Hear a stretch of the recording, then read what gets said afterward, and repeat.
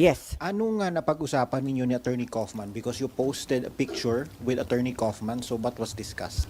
Well, first time ko siya ma-meet, kaya at sinubaybayan pala niya yung ating mga hearing dito sa Senado at nagpasalamat tungkol sa nangyari kay Tatay Digong.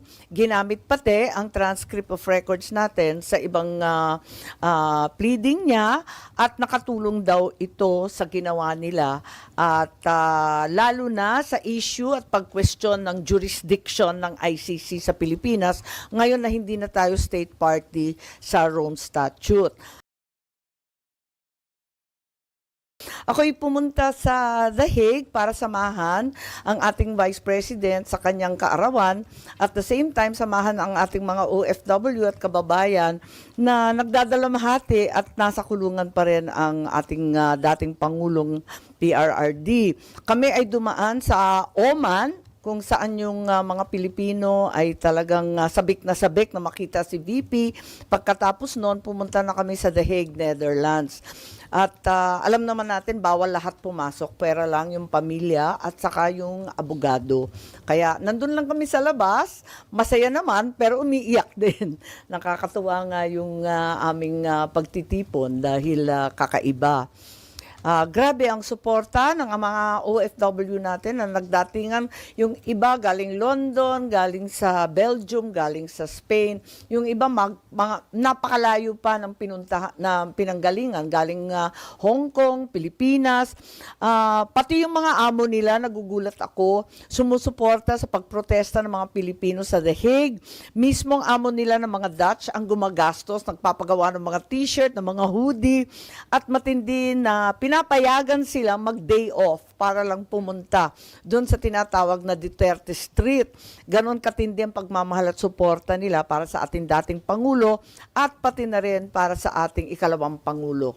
Kaya kinukumusta namin sila at sila mismo nagluluto, nagsasalo-salo doon kahit hindi makita si PRRD. Ma'am? Yes. Ano nga napag-usapan ninyo ni Attorney Kaufman? Because you posted a picture with Attorney Kaufman, so what was discussed? Well, first time ko siya ma-meet, kaya meet and greet lang kami at nagkamustahan lang kami doon at sinubaybayan pala niya yung ating mga hearing dito sa Senado at nagpasalamat tungkol sa nangyari kay Tatay Digong. Ginamit pati ang transcript of records natin sa ibang pleading niya at nakatulong daw ito sa ginawa nila at lalo na sa issue at pag-question ng jurisdiction ng ICC sa Pilipinas ngayon na hindi na tayo state party sa Rome Statute. At hindi ako makakomento sa iba't iba pang mga plano nila na pinag-usapan, ngunit talagang matindi ang laban ni PRRD at nakabuo na sila ng legal team. Sir, ma'am, meron bang binigay kahit naman lang kahit anong pag-asa or update kung makakauwi ba ang dating Pangulo or not? Yes, the good news is the attorney Nick Kaufman is very gung-ho.